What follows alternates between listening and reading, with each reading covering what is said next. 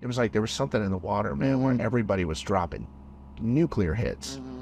Along with that, you say you don't remember a lot from those early days. Were y'all, did the fame affect y'all? Were y'all like partying too hard? For sure. I mean, I was, I was definitely, I, even before we got signed, I was already on a sort of we got signed and lots of money and this and that. And then it was like, I was fully, so yeah, my memory's not great, but there's certain things. Was it alcohol you were just drinking a lot? And that was pills, and not really alcohol. It was more pills than anything. Yeah.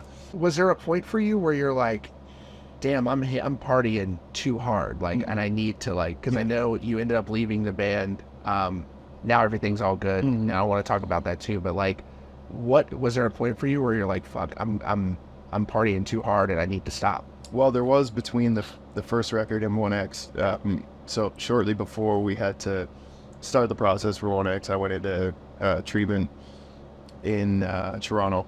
And yeah, but I got out of that and then got back on the road and was sober for a while, and then it all it's so hard. So it is tough. I think what really worked for me back then was I hired a sober coach, like a sobriety companion, I guess, that came out on the road, lived with us on the bus, and like sounds expensive. Yeah, but at the time, again, because the industry was so, like, the budgets for things were just crazy.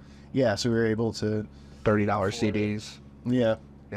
So that really helped for the, and then later in the process, addiction is pretty tough. It's a constant sort of battle, Totally. And back then I didn't really have, I have kids now, so that's it's the biggest motivator for me. I don't want them ever to see me like that, So yeah, there's no going back, right? Because I'm not the most important thing in my life, Right. I respect that, man. And I got to tell you, you have been, it has been so cool. One of my favorite. I'm jumping around in the timeline here, but that's okay because I want to get to this because I don't want to forget. I thought it was so cool that you went to that recovery center recently. Can you tell me about that and kind of like what it means to you? Because now you're at a point where you're able to give back to people, and you're still on the road. You're still facing the same temptations. But now you're able to actually counsel other people or speak to them or whatever. What was that experience like for you? It's great. I used to do it when we traveled back in the early 2000s. When I was sober, I would do that. I would go to some different treatment centers and just drop in and talk to people and visit and hang out. And I hadn't done it in years. So yeah, I just, we were in Utah, basically outside of Salt Lake City, and went to Cirque Lodge, and those, they're in their early recovery, most of them, and it's not fun. It's really difficult, especially if they're like a week in and going through some really tough withdrawals and that sort of thing. So I think it just did a little bit of a positive thing, to have somebody come through and hang out and play a couple songs, I think it's very positive because they also can look at you and go like, I always see people out on the road away from home and stuff, and I feel empathy for them as well, because it's like, here we are, we're filming this on the week of Thanksgiving, and while you are a rock star and while you are about to play at arena here shortly, being away from family is not fun, and that's tough. And it is. Every musician I have spoken to, as you've seen, is will express that sentiment, is that it's a sweet gig, but it is also not glamorous. No. Yeah, not at all.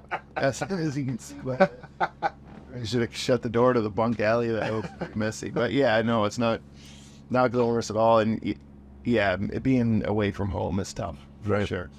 It's part of the deal. Those are kind of used to it, but again, I have pretty young kids, so I'm still getting used to that, being away from them.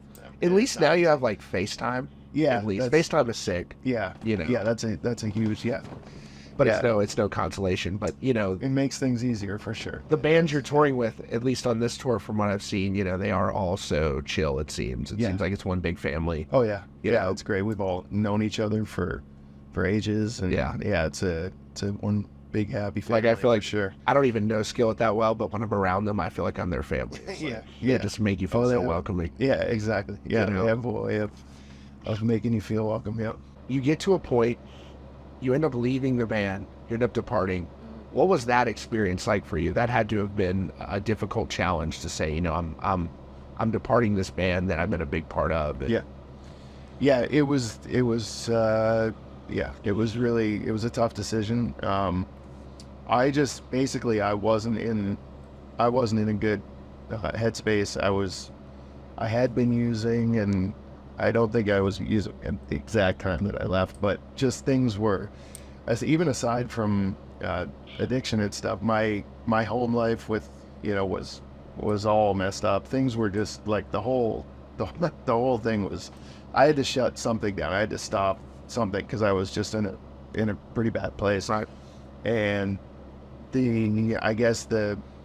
me, the decision was I need to like go home and just stop everything, because it just felt like a big machine rolling. I was like just caught underneath it, So yeah, it was a tough decision, and I know now, and I didn't know. I probably could have handled it differently, the way that I left and that sort of thing. Like it wasn't like a sit down and talk about everything. It was like, I'm gone, and I just left. So, but you live and learn. You live and learn. I was in a bad spot. It's no real excuse, but yeah, I was in a bad spot, and I think they continued on pretty strong. So.